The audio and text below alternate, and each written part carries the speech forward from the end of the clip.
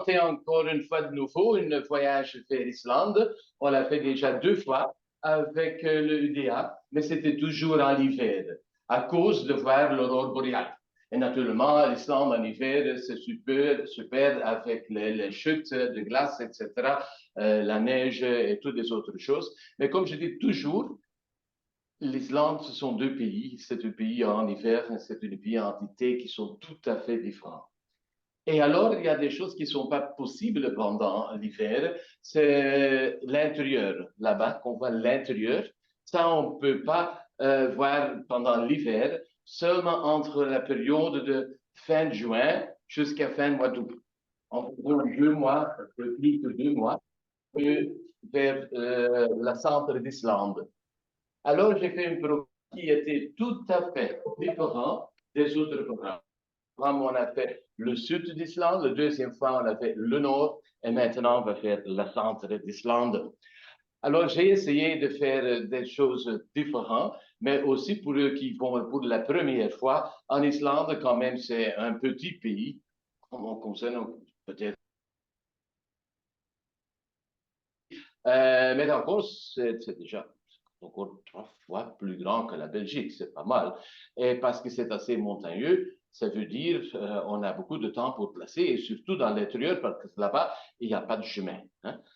C'est difficile pour y aller, on a besoin de 4x4. On va faire ça avec des autobus 4x4. Ça n'existe ici pas en Belgique. Hein. Ça veut dire que ce sont des autobus que vous allez voir qui font dans les rivières sans des problèmes. C'est vraiment une aventure. Mais les Islandais, voilà, ils savent quoi faire là-bas. Alors, c'est environ la route. Je vais après encore vous le montrer. Après, c'est plus facile. Mais on va partir de Keflavik. C'est le premier jour jusqu'au premier hôtel. On va faire ça l'après-midi. Vous allez voir. Et là-bas, on passe le. Oh, ça ne marche pas comme ça. C'est. Yeah, comme ça. OK. On départ. Le départ à Bruxelles, c'est assez facile, c'est-à-dire on part à une heure très agréable, 10h30. Hein. C'est 2 heures en avance, on doit être à l'aéroport, 8h30, c'est pas problème pour y arriver. Et alors, vers l'après-midi, environ vers 3 heures l'après-midi, il y a une heure de différence là-bas. On est là-bas et encore une route de 2 heures on va faire. Et on passe là-bas le volcan qui est maintenant très fameux chez nous. C'est le Fagradalsfjall. Et là-bas, une grande fissure. On passe assez près de ça. Peut-être il y a un peu d'activité. Sinon, il y a toujours des paysages là-bas qui sont très nouveaux, qui sont très jeunes, très noirs aussi pour aller voir. On va le voir là-bas. On ne va pas y arrêter parce qu'on ne peut pas y aller. Quand on arrête le plus proche, il faut en faire une marche de 4, 5 jusqu'à 6 heures à pied. Alors, ce n'est pas quelque chose qu'on fait. Seulement, quand on doit faire ça, on doit partir assez tôt le matin et retourner le soir. Mais c'est seulement intéressant quand il y avait des activités. Et l'activité, elle est toujours active, mais ça prend de quelques jours, peut-être quelques semaines. Et après, il fait un repos. Il n'est pas tout à fait dangereux. Ça, c'est intéressant parce que c'est un volcan de lave. Ça veut dire qu'il y a des coulées de lave. Et des petites explosions là-bas jusqu'à une centaine de mètres, c'est pas dangereux. Hein? Et à Fiatlajökull, qu'on connaît que 2010, c'est une explosion jusqu'à 10 000, 15 000 mètres en hauteur. Alors, ça, c'est autre chose. Alors, ce n'est pas problème. S'il y a des éruptions, il faut voir qu'on voit, mais il n'y a pas de jette-pierre. Bon, il y a des jette-pierre jusqu'à des centaines de mètres, mais pas des kilomètres comme ça, pas dangereux. Alors, pas d'angoisse pour aller en Islande parce qu'il y a une activité volcanique. Mieux dire, espérons qu'il y a d'activité volcanique, on peut voir quelque chose. Voilà. Alors, on continue faire le premier hôtel, l'hôtel. On a essayé de prendre, comme toujours avec le DIA, des hôtels là-bas avec une bonne qualité. Parce que ça a tellement changé. La première fois que j'étais en Islande, c'est en 2003, et la gastronomie là-bas, c'est rien. On a du mouton, du poisson, et pour le reste, des légumes, des massabouanes dans des dupliques, et c'est tout dans les boîtes. C'était tout. Maintenant, ça a changé. On peut vraiment manger très, très bien, n'est-ce pas? Oui. Vraiment très bien. Et on va faire ça aussi dans les hôtels. Et on a fait le voyage en seulement le petit déjeuner et le soir le dîner, pas le déjeuner. Pourquoi pas? Parce que les repas en Islande, comme tout en Islande, c'est assez cher. Hein? C'est normal pour les pays scandinaves, Islande, etc. C'est assez cher et on n'a pas besoin de ça. Parce que pendant les midis, on arrête quelque part où vous pouvez aller acheter un sandwich ou la soupe, hein, etc., le soupe de mouton, etc. C'est très bon, c'est une soupe. On peut prendre comme vous voulez, assez, hein, mais avec de la mouton dedans, de soupe de poisson, etc. Et ça, c'est pas cher. Et on a mangé, hein, et le soir, on a un repas complet. Voilà, l'Anthotel, j'ai aussi fait quelques photos des hôtels. C'est parfois aussi intéressant pour voir l'architecture. L'architecture n'est pas seulement parce qu'elle est beau, mais parce qu'elle est intéressante, parce qu'il y a une grande différence entre l'été, de la pluie et de la neige, le verglas, etc. Et aussi concernant, naturellement, tout le pays est volcanique. Hein. On ne sait jamais, il y a quelques semaines, il y avait une grande explosion sur le glacier près de Katla là-bas. Alors, on avait, comment on appelle ça, le Jökulhaup, hein, un glacier qui est tombé vraiment parce que ça a vraiment coulé, vraiment, coule de neige là-bas. Et ça prend beaucoup de glace là-bas, mais pas de problème. Alors, c'est intéressant pour voir toujours comment on a construit des hôtels et quelques photos aussi des chambres, les vues extérieures. Hein, voilà, vous voyez, on a parce que c'est aussi agréable quand on était là-bas le soir, parce qu'on est dans une période où il fait clair pendant 24 heures. Et pas le soleil, parce qu'il y a le soleil jusqu'à environ 11h30. Ça dépend parce que ça changera vite jour par jour. Et déjà, 3h, 3h30, le matin, le soleil va se lever. Alors, ne fait pas noir, pas du tout. Et alors, c'est intéressant pour voir aussi le soir, aussi les oiseaux, etc., la nature, et être dans le vert ou dans les hauteurs. Hein, on a ça toujours là-bas parce qu'en Islande, quand on met un tube dans le sol, on a de l'eau chaude. Hein. Voilà, l'énergie là-bas est gratuite. C'est-à-dire, c'est pas vraiment gratuit, mais quand on compare ça avec ce qu'on a ici en Belgique, où elle est tellement chère, c'est gratuit, hein, parce que seulement on va voir l'infrastructure et pour le reste, on a toujours de l'eau chaude ou des autres moyens, des chutes avec des grandes chutes de l'eau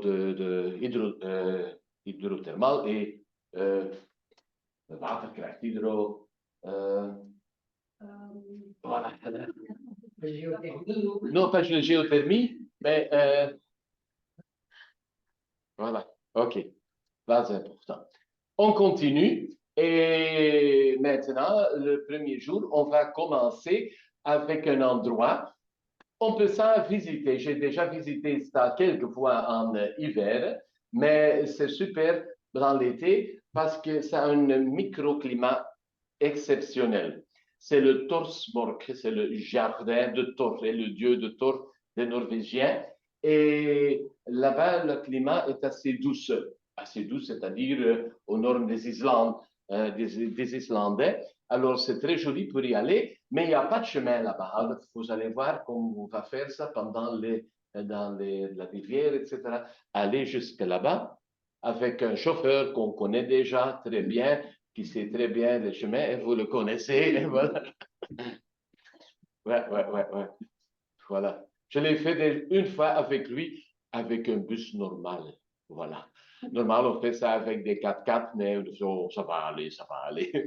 Alors, il sait bien conduire. Mais normalement, on fait ça avec des autobus comme ça pour y arriver et voir aussi pas mal de plantes, de fleurs, etc. Et des glaciers, partout les glaciers. Et là-bas, on est en arrière du fameux volcan Eyjafjallajökull. On va y aller, on va un petit peu quand même y entrer, pas trop loin, parce que dans l'été, c'est dangereux pour aller dans des caves de glace. Vous avez peut-être lu dans le journal, il y a quelques semaines, il y avait un accident là-bas, parce que c'est une cave qu'on a visitée. Hein? On fait ça l'été. Hein. Voilà, tout le monde sait ça. Il ne faut pas faire ça dans l'hiver, ce n'est pas un problème parce qu'il gèle, hein, ça reste, mais dans l'été, la glace à fond, hein, ça fait dangereux. Mais on va y aller jusqu'à la grotte, etc. Après, vous pouvez dire, vous êtes dans le c'est très joli. Cette région, ça va prendre un jour entier, en fait, des petites promenades, des différents stops, des photostops, etc. Voilà. Aussi pour ceux qui sont intéressés à des plantes, des lupines, etc., des plantes pionniers qui se trouvent là-bas. Alors, c'est déjà la vue. Et là-haut, on voit déjà le glacier. Voilà, c'est ça le glacier de Eyjafjallajökull. Jökull veut dire glacier. Et pour ceux qui viennent avec moi à l'Islande, je vais vous apprendre quelques mots qui sont très courants, comme Jökull, c'est seulement glacier, hein, et fosse, c'est chute. Hein. Après quelques jours, pas plus de chute, mais de fosse toujours. C'est plus facile. Voilà. On va voir aussi quand même quelques fosses là-bas. Alors, le jour après, on continue notre voyage. On est encore vers le sud, mais on va faire des autres choses qu'on a déjà fait, parce que maintenant, on va faire quelque chose qu'on ne peut pas faire pendant l'hiver. On va sur une petite péninsule, là. Ça s'appelle Ingolshöfði.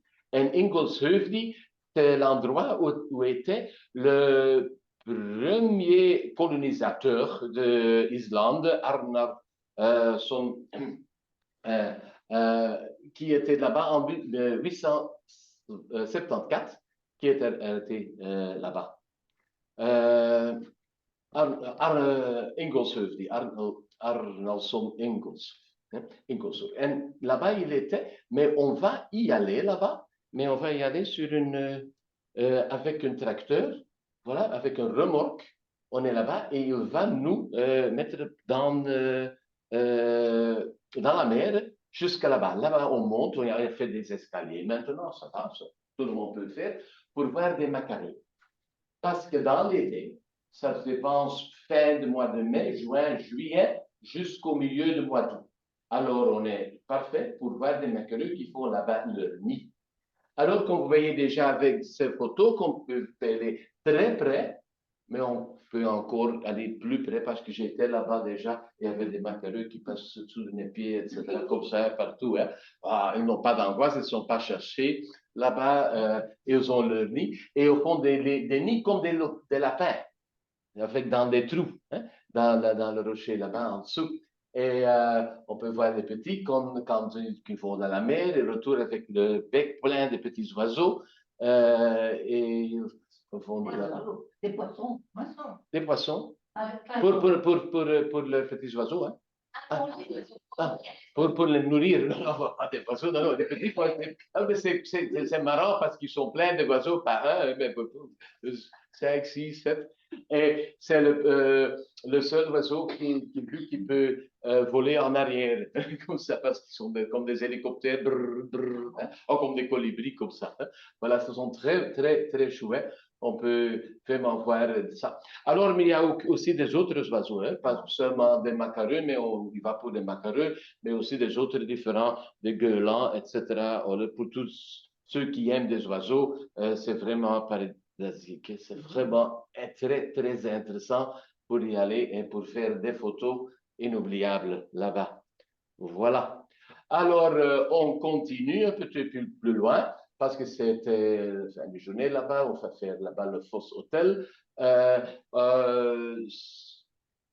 pour rester une nuit et après on continue vers l'intérieur. On fait encore des autres petits stops, hein, mais je ne vais pas dire tout déjà et ça peut prendre autant de temps, mais pendant la route, il y a des autres points très intéressants, points marquants où on va s'arrêter. Voilà, le Foss Hotel et après on continue vers l'intérieur, aussi de nouveau des hot tubs, voilà. Parce que n'oubliez pas, il ne fait pas chaud en Islande en été. Hein? Ah oui, pour les Islandais, chaud, ça c'est autre chose que chez nous. Hein? Normalement, on a des températures quand il fait beau, 12, 14 degrés, mais 10, 8 degrés, c'est aussi possible. Et j'ai déjà eu une fois 20 degrés. Mais si on a 20 degrés, les Islandais, ils sont là-bas comme ça. Il fait chaud, je ne peux rien faire aujourd'hui. C'est trop chaud. C'est comme ça, c'est marrant.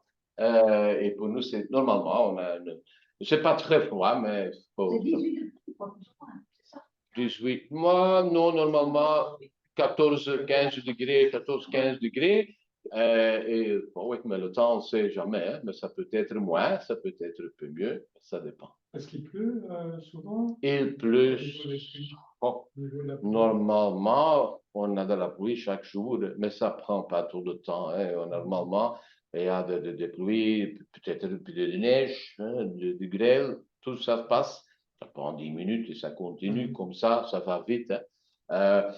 J'ai déjà une 15 fois à Islande. Je n'ai eu en tous les voyages ensemble, ne que 2 jours qui c'est tout à fait allé, la pluie pendant toute la journée que c'est raté, on peut faire rien. Wow, ça se passe aussi ici. Hein, alors, Oui. mais normalement, j'étais là-bas souvent quand même dans l'été qui était plus beau en Islande qu'en Belgique. Hein. Ah, oui, parce que tout le monde, en Belgique, il pleut, on a du soleil, on a du soleil. Voilà. Bon, j'ai déjà eu des voyages qu'on n'a pas vu. Oui, mais normalement, il pleut. Ouais. Il y a de la pluie chaque jour un petit peu. Voilà.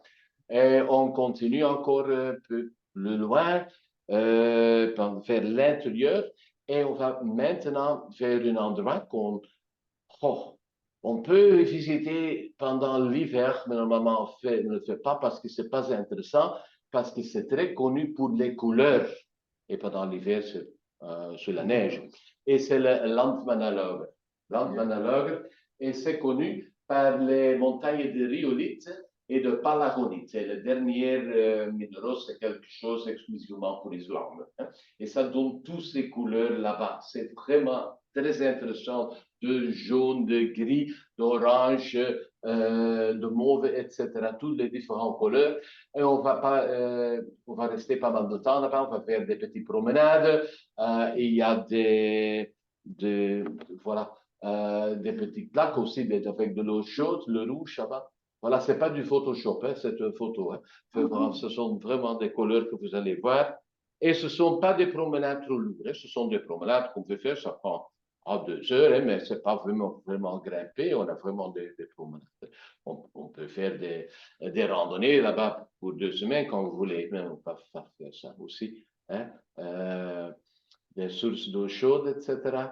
Il y a des endroits là-bas, je ne sais pas sur les photos, mais il y a un endroit là-bas à Landmannalaugar où on peut aller baigner dans l'eau chaude pour ceux qui veulent faire ça. Oui, dans la nature, dans un ruisseau là-bas, avec de l'eau chaude. On prend son maillot de bain. On prend son maillot de bain,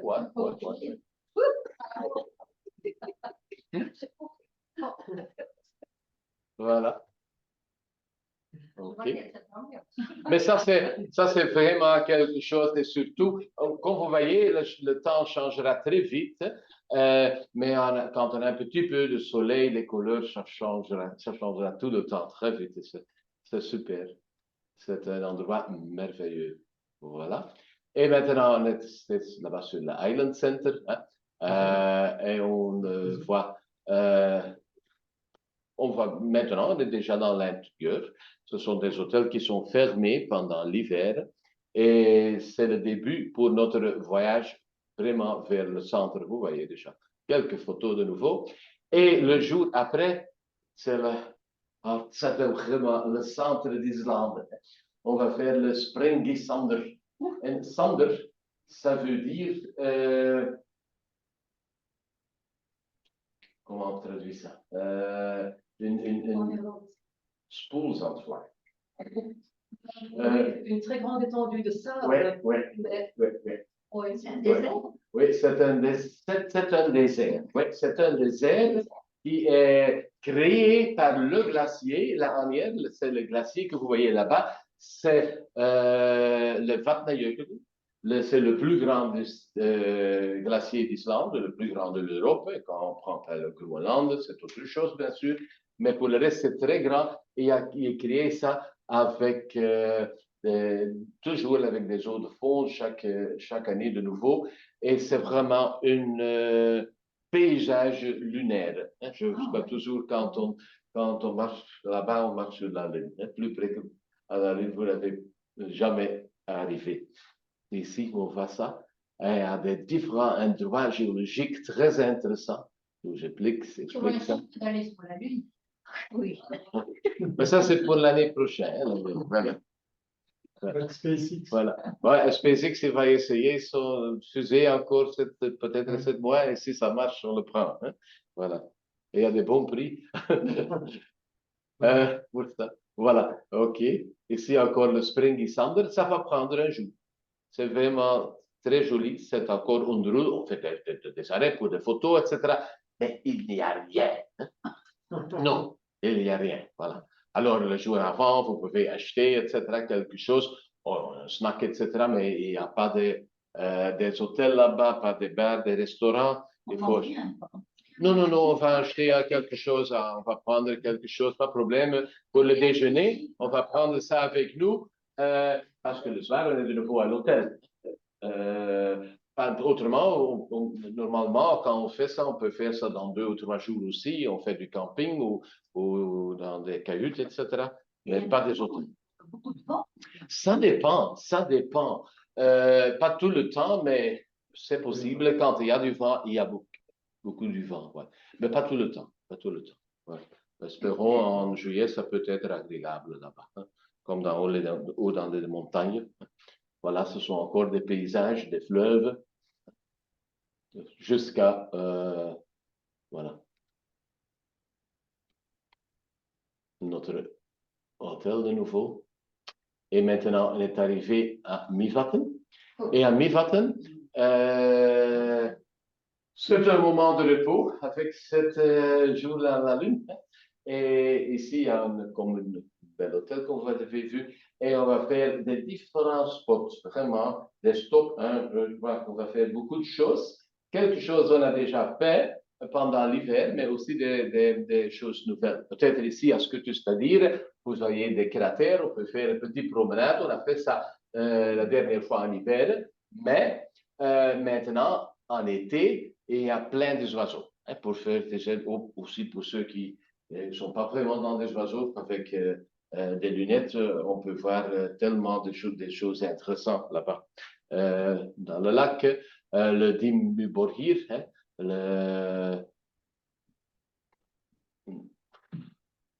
le Château Noir, je pensais, voilà, c'est toujours intéressant. C'est différent aussi. À l'été, on peut voir aussi le Grottaria. On a été là-bas en hiver, mais c'était difficile pour aller dedans. Hein.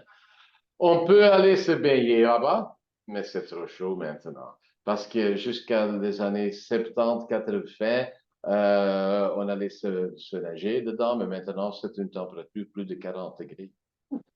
Ça va, mais pas pour longtemps. Voilà, peut-être vous le connaissez du film, de série Trône de Fer. Hein, voilà, c'était très connu pour ça. Et après, on continue aussi de nouveau là-haut, vers la région assez volcanique de Namaskar. Namaskar avec des sulfataires, des fumaroles, etc. L'odeur de soufre, on peut se promener un petit peu, pas prendre pas trop de temps là-bas, un quart d'heure, ça suffit, parce qu'après on continue vers les montagnes, hein, comme le Bergfjell, hein, par exemple, ou ici, et ça c'est intéressant, maintenant vers le Krafla. On va monter là-haut et c'est aussi une éruption assez récente là-bas et on vraiment peut se promener dans des anciens couls de lave et on voit beaucoup d'activités, la chaleur qui vient du sol, c'est vraiment exceptionnel. C'est l'enfer là-bas, hein? La lune, l'enfer, voilà. Ouais.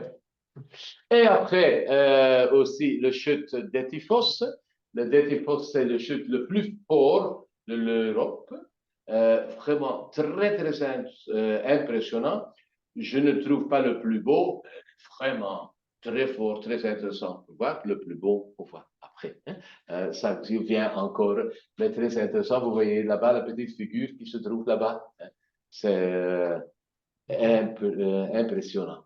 Voilà. Et on continue maintenant. On retourne vers le sud la deuxième fois dans l'intérieur. Enfin, à l'intérieur, on a fait Torsborg, on a fait Landmannaleuger, le Sprengisander, hein, c'est la traversée. Et le deuxième traversée, c'est vers le sud. On fait la route de Kuluf. C'est une ancienne route de Viking et qu'on va prendre, mais qui est très jolie. Maintenant, c'est moins sauvage. La route est meilleure parce que le Sprengisander, c'est le jour entier. Mais ce n'est pas la deuxième fois, c'est meilleur. On va voir beaucoup de chevaux aussi, hein, des chevaux islandais. Et voilà, vu de la route, ça va. On fait des différents stops aussi, des promenades là-bas sur, de nouveau, les montagnes palavonites et rhyolites là-bas avec des sources d'eau chaude. C'est le promenade qui est très connu. C'est un endroit très spécial. Et voilà, les chevaux islandais. Et un hôtel, le Highland Center. Hein, voilà, de nouveau. Avec les bains. Avec des bains chauds, hein, ouais, ouais. Ah oui, mais après un jour là-bas, ça commence et tout le monde est là-bas. Hein. Et après, on continue et on passe le nouveau, le Gullfoss, la chute d'or. Pour moi, c'est le plus beau. Et peut-être quand on a un petit peu de soleil, on a le fameux arc-en-ciel là-bas, hein, que c'est très joli. Alors, j'ai été déjà dizaines de fois là-bas et toujours, je l'aime très beaucoup. Voilà, elle est très jolie. Et on... J'étais allée, excusez-moi. Ok, pas de problème, pas de problème. Et voilà, Reykjavik, on vient à Reykjavik. Et on va faire une petite tour de ville, bien sûr, à l'hôtel. Et pour l'après-midi, on a fait un autre programme parce que la première fois, on a fait le Blue Lagoon. Deuxième fois, on a fait le Mivattenbad.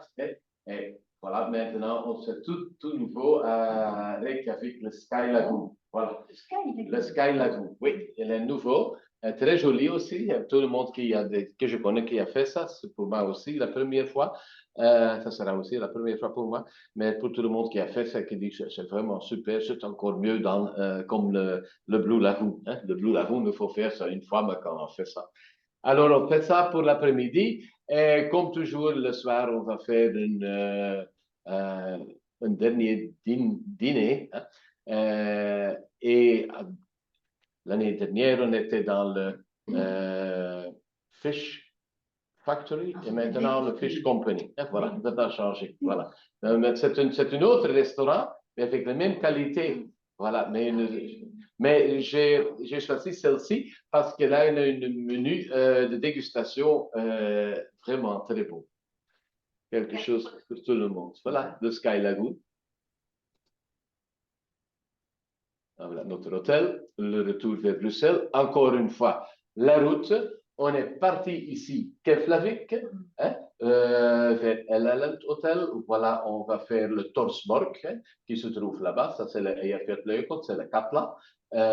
On continue par là-bas, hein, parce que c'est pas comme ça qu'on peut faire le système. On continue vers la côte jusqu'à Inkelshöfdi. On passe ici le Skaftafell National Park, etc. On va faire un arrêt, ça dépend un petit peu de temps, mais on a un peu de temps là-bas parce que c'est aussi très joli avec des glaciers qui montent là-bas. Faire l'hôtel, voilà, on continue vers Landmannaleuger, là-bas en haut, jusqu'à Mivatten, Dettifoss, la visite de Mivatten, etc. Et alors, on continue avec le Kjölu-route. Ici, on a la nuit là-bas. Ici, on a le Gullfoss et on continue jusqu'à Reykjavik. Voilà, c'est en quelques mots notre voyage que j'ai préparé pour vous. Peut-être il y a encore quelques questions. J'ai encore des slides pour voir, comme vous voyez, hein, la nuit. Ça, c'est le moment qu'on a du soleil, mais encore, il ne fait pas noir. Hein. Toujours, on est dans la crépuscule là-bas. Seulement ça, c'est noir, ça veut dire. Et bon, ce sont des heures, hein, comme je viens de dire, en juillet, le lever du soleil vers 3 heures, le coucher du soleil à peu près avant minuit. Hein.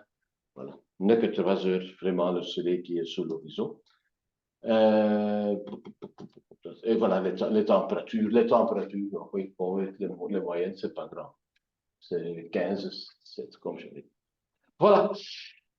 Encore des questions? Voir s'il n'y a pas de questions en ligne. Je vois un petit bleu là. Mais sinon, posez vos questions. Hein. Oui, il y a combien d'heures de bus en moyenne? Ça dépend, ça dépend. Ça veut dire le Sprengisander, c'est le jour entier dans le bus. Mais ça fait vraiment l'aventure. Naturellement, on fait des arrêts souvent, hein, mais c'est vraiment c'est la route qui est important. Pour le Torsborg, c'est passé tout à fait près de l'hôtel et on fait des différentes promenades. Ça, c'est pas le jour entier, ce ne sont pas des heures dans l'autobus.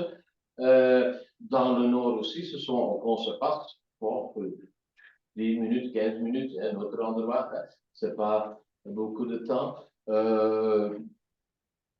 Oui, le dernier jour, c'est environ 2 heures. Le premier jour, c'est 2 heures jusqu'à l'hôtel. Hein. Deuxième jour, voilà, c'est pas loin.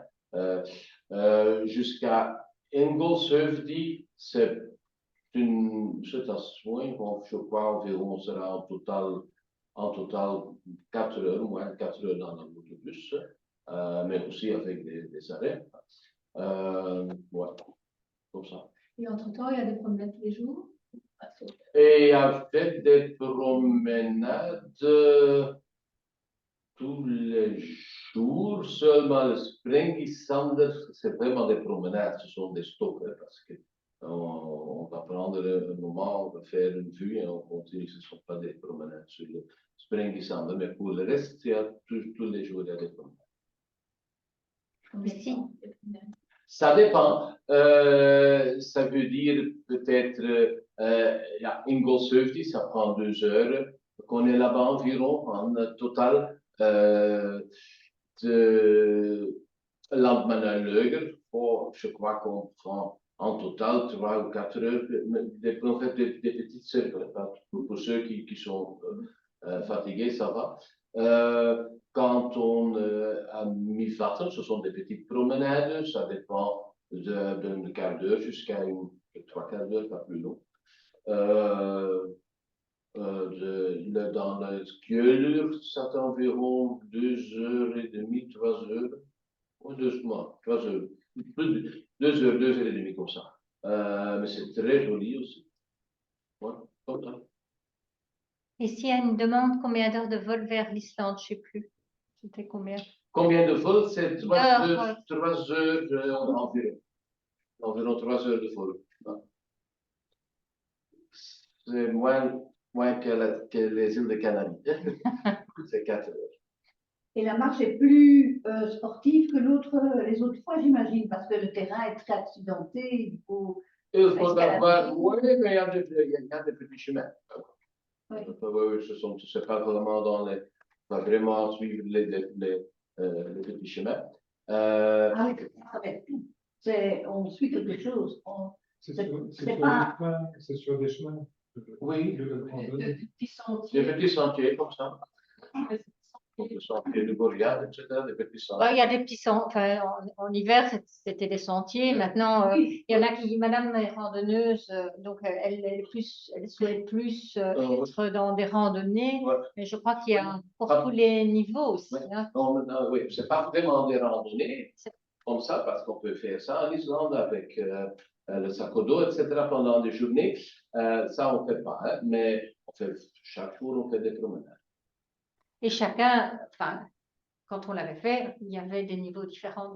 Il y en a qui allaient plus loin, qui faisaient le tour de terre, par exemple. Parce que surtout, quand on arrive à les hôtels, parce que vous allez voir, les hôtels qui sont dans l'intérieur, le soir, vous êtes libre, hein, moi aussi, on va faire des petites choses là-bas, hein, encore en plus, parce qu'il fait clair là-bas. Hein, à 8 heures, on ne va pas dormir, hein, on est dans le bar, si vous voulez. On va faire encore une petite promenade autour là-bas. Hein. Mais ça se crée naturellement.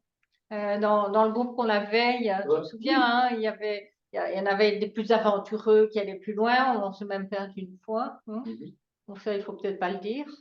Aussi à Landmannalaugar, on fait un petit tour et un grand tour pour ceux qui c'est très intéressant parce que là-bas, on a les endroits avec des bains chauds, etc. Hein. Et on fait un plus grand tour dans des montagnes en couleur. Hein, ça prend environ 2 heures, 2 heures. C'est vraiment la montagne. Mais c'est pas très dur. Hein. Tout le monde peut le faire. C'est pas, c'est sur des petits sentiers. C'est parce qu'on a mis 4 marcheurs. Oui, c'est ça. Donc, ça fait plus l'idée que le terrain n'est pas, on marche pas en ville, en plein centre-ville avec des terrains balisés. Ça va plus marcher que dans l'hiver, hein, parce que l'hiver, on est limité avec ce qui est possible. Oui, et puis, comme tu dis, le fait d'avoir des longues journées, ça, c'est une expérience. Tu n'en parles pas, mais moi, je l'ai fait dans les îles Lofoten. Avoir des longues journées, c'est une expérience inouïe. Hein, de pouvoir, déjà la lumière, le fait de sortir le soir, la lumière, c'est une expérience extraordinaire. Donc, si vous voulez vous balader jusqu'à minuit, il n'y a pas de problème. On va les randonner à 11 heures le soir. Il n'y a pas de dénivelé important, comme on peut en voir dans les randonnées. Il n'y a pas de dénivelé important. Pas important, non, pas tellement. Oui, c'est pas plat naturellement, mais c'est pas de l'alpinisme.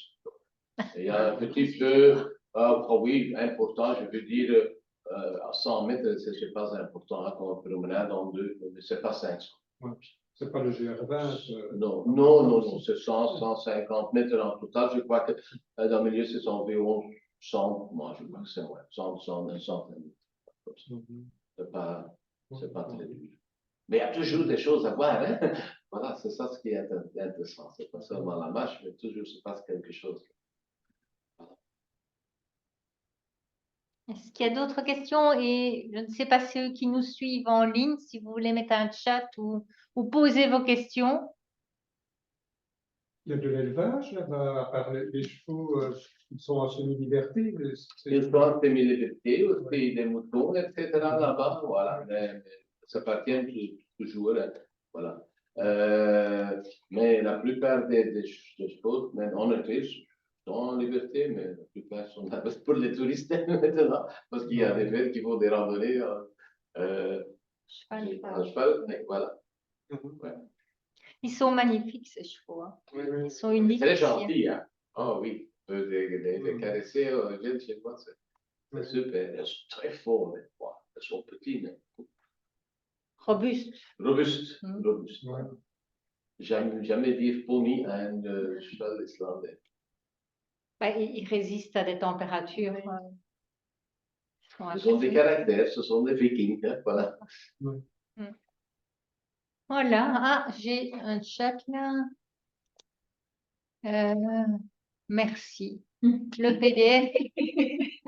Le PDF avec les prix. Je suppose que c'est le bulletin d'inscription.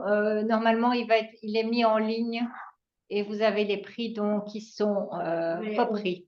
On va mettre le lien sur le site. Oui, j'ai demandé à Thomas de le mettre cet après-midi, donc je ne sais pas si c'est déjà fait, mais ça va l'être. Voilà. D'autres questions? Non, je sais pas. C'est pour rire, les crampons. Il faut des crampons ou pas? Non. En hiver, on en avait besoin. Oui. Non. On peut avoir un petit peu de neige dedans, mais pas des crampons.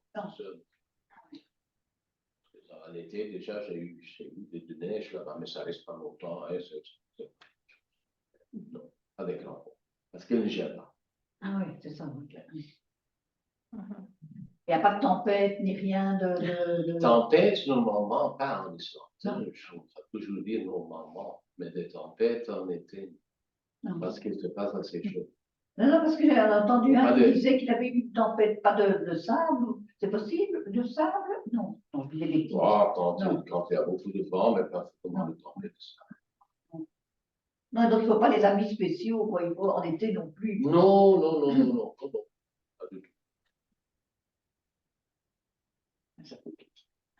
Ça profite.